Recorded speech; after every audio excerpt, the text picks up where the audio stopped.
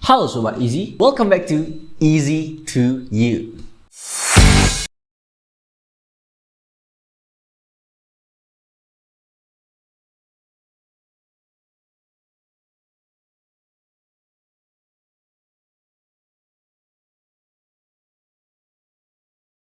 Halo teman-teman semua, bagaimana kabarnya nih? Semoga kalian baik-baik saja dan semoga game kalian sudah 250 juta power. Nah, benar sekali. Mungkin pada kali ini kita bakalan bercerita-cerita lagi tentang masa-masa kerajaan atau tentang seorang raja-raja. Ya mohon maaf lah, mungkin kalian bertanya kok si raja-raja saja. Ya aku memang lagi asik-asiknya aja nih. Gimana ya, lagi membaca ya bersama temanku berdiskusi tentang raja-raja, tentang bagaimana cara menjadi pemimpin. Karena bentar lagi kan mau caleg juga kan. Ya pilih pemimpin yang baik-baik lah, jangan yang seorang fajar ataupun itu. Maksudnya seperti itu. Nantinya ya di sini mungkin bisa jadi pembelajaran bagi hidup kita, ataupun mungkin kalian bercita jadi pemimpin bisa mengambil ya sejarah-sejarah dari raja-raja yang ada. Mungkin ini hanya sejarah singkat saja, mungkin kalian juga udah pernah membaca lah untuk raja-raja ini. Oke, pada kali ini mungkin kita akan bercerita tentang Raja Leonidas. Widih. Nah, mungkin teman-teman juga nggak asing ya dengan nama Raja Leonidas. Paling itu ya mirip-mirip dengan Meliodas sama Leonidas sih yang di Nanatsu no Taizai. Mungkin kalau teman-teman yang nonton animenya, mungkin itu kita akan bercerita seorang raja dari negeri Yunani yang sangat hebat, yaitu Raja Leonidas. Kita bercerita di Cerben. Cerita bareng Iben.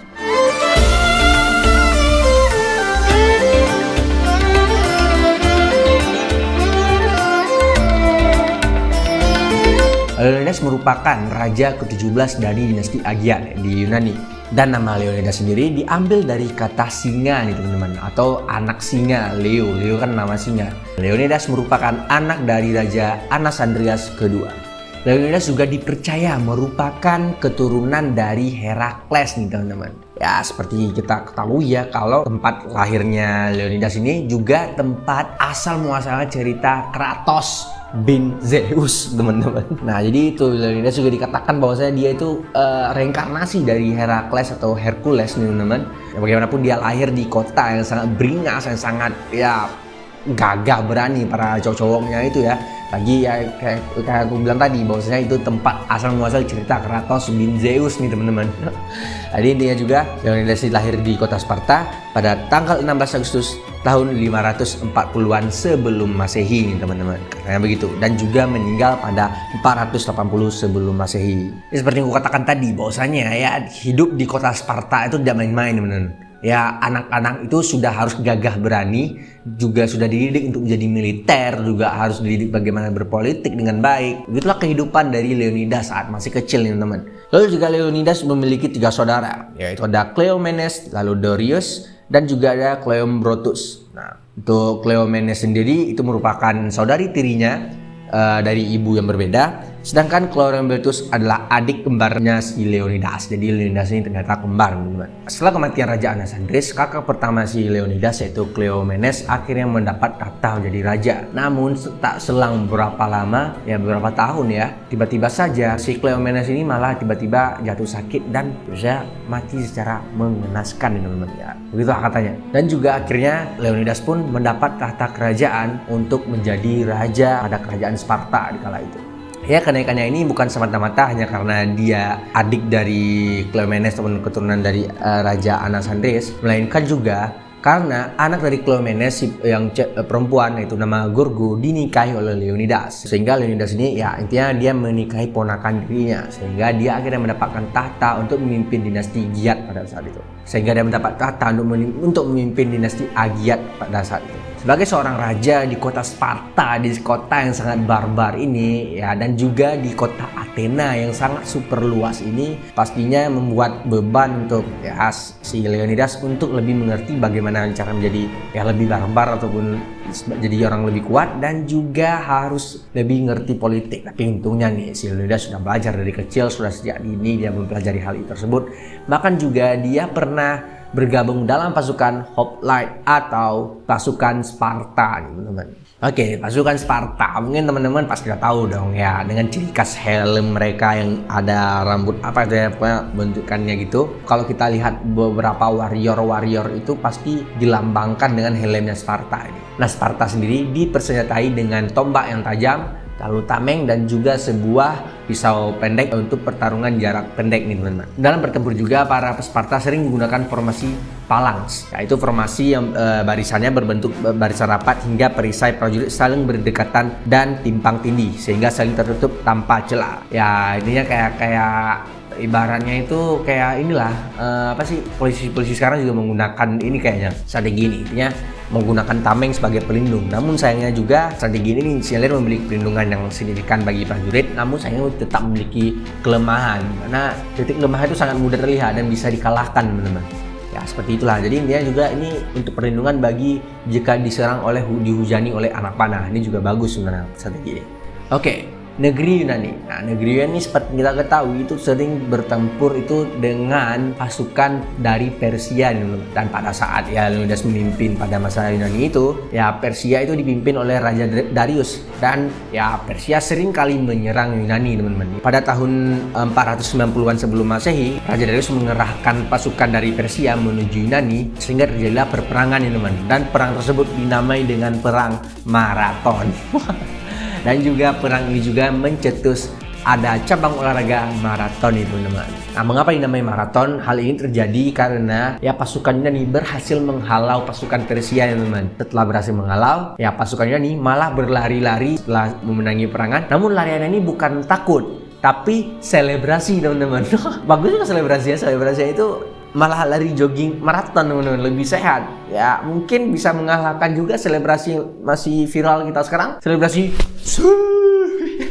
Intinya dalam peperangan ini Yunani berhasil menghalau Persia. Namun ya 10 tahun kemudian Persia lagi dan lagi teman-teman, ya mereka menyerang kembali pasukan Yunani atau daerah Yunani lah, ingin menguasai daerah Yunani lah. Namun saat itu Persia telah dipimpin oleh Xerxes, itu putra dari si Darius. Jadi sudah ke anaknya, mungkin Darius ini udah mokat. Tapi untuk serangan kali ini sangat berdampak bagi Yunani teman-teman ya. Bagaimana tidak, pasukan Persia itu bergerak ke arah selatan daerah pesisirnya Yunani dan ingin mengambil sebuah kota Attika. Itu salah satu kota yang masih di bawah naungan Athena teman-teman. Dan pasukan Persia harus mengambil jalur khusus yang bernama Thermopylae. Namun pada penghujung tahun 480-an sebelum Masehi, teman-teman, kira-kira 10 tahun kemudian, ya dia itu sebelum penyerangan, setelah beberapa tahun penyerangan ini, ya Leonidas akhirnya membuat strategi di mana dia mengarahkan 6.000 prajurit Yunani dari berbagai kota bagian, termasuk 300 prajurit Sparta, teman-teman. Dan upaya ini digunakan untuk menghalau Persia pastinya. Leonidas langsung mengatur strategi di mana dia menempatkan prajurit atau pasukannya di Thermopylae teman-teman. Ya di sebuah jalur yang cukup sempit agar pasukan Yunani dapat menjebak pasukan Persia dan juga dapat bertahan dari pasukan Persia itu yang berjumlah 70.000 teman-teman.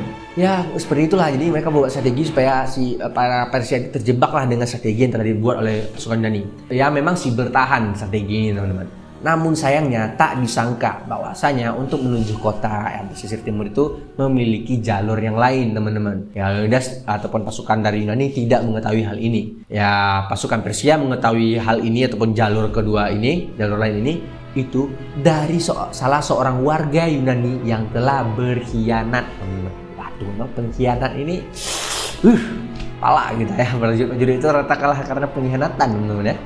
Sehingga ya pasukan Persia mengambil rute rahasia ini dan menghindari jalur Thermopylae yang telah pasukan dari Yunani telah berada di sana. Jalur ini sudah jalur mematikan lah ya. Dan tak lama kemudian selain mengambil jalur ini, pasukan Persia langsung juga mengepung pasukan Yunani teman-teman.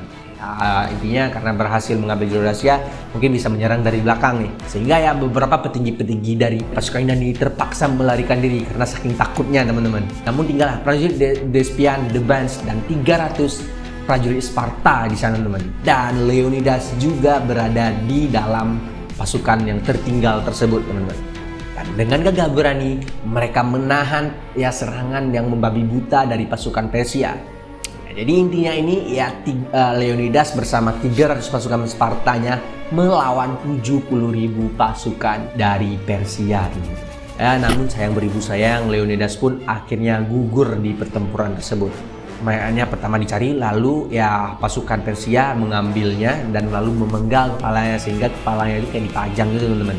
Intinya ya usaha dari Leonidas dan para pasukannya belum cukuplah membendung untuk pertahanan untuk melindungi kota Yunani atau kota Athena teman-teman ya.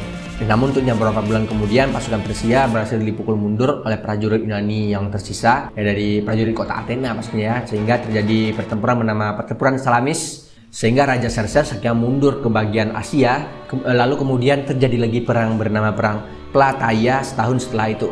Itulah pertemuan terakhir antara Persia ke Yunani teman-teman. Dan ya setelah kepergian Raja Leonidas, ya tahta kerajaan untuk di Athena itu dipimpin oleh Pausanias atau anak dari Cleombrotus, si kembarannya si Leonidas. Mungkin begitulah sejarah singkat dari ya bagaimana Raja Leonidas. Pembelajaran yang mungkin kita bisa ambil bagaimana kita menjadi pemimpin itu tidak boleh meninggalkan semata-mata prajurit kita walaupun dalam terdesak. Dan juga jangan hanya menyuruh prajurit kita yang berada dalam pertempuran gitulah. Kita juga harus ikut andil dalam di sana. Kita juga harus bisa membedakan seperti mimim kata-kata orang. Harus bisa membedakan mana yang bos, mana yang pemimpin. Ya kan seperti itu.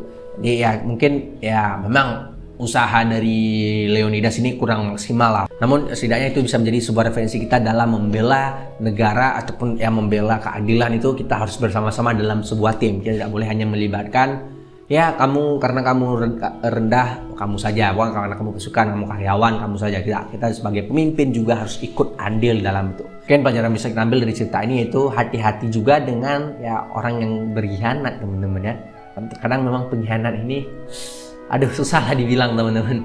Ya kita jangan jadi pengkhianat dan juga hati-hati dengan para pengkhianat. Jadi seperti itulah, hati-hati dalam kehidupan, pilah-pilahlah yang baik-baik dan aturlah kehidupan agar mencapai ya kehidupan lebih bagus lagi dan juga mendapat nilai-nilai moral yang baik lah dalam kehidupan sehari-hari, baik dalam menjadi manusia ataupun ya kalau kita mengambil Raja Leonidas ini menjadi raja. Mungkin itu saja teman-teman pembahasan kita pada kali ini. Ya mohon maaf lah kalau memang ada salah kata, kalau memang ada ya kekurangan cerita ataupun cerita kurang menarik. Ya mungkin kalau memang kurang menarik teman-teman bisa komen di bawah next bahas apa. Mungkin kalau memang bosan tentang raja-raja ya saya mohon maaf, mungkin ini masih permulaan saja, kayak ngetes dulu enak nggak kalau tentang raja-raja. Memang saya kemarin juga mengatakan bahwa saya tidak suka kalau dalam kerajaan itu menjadi raja. Saya suka jadi selirnya itu kan. Namun ya nggak apa sih, kita memang mempelajari saja hal-hal menarik dari rajanya ini. Mungkin sekian saja pembahasan kali ini. Maaf jika ada salah kata. Jangan lupa like, share, dan subscribe serta komen nextnya bahas apa. Sekian dari saya. Easy to you, easy to understand, and see you.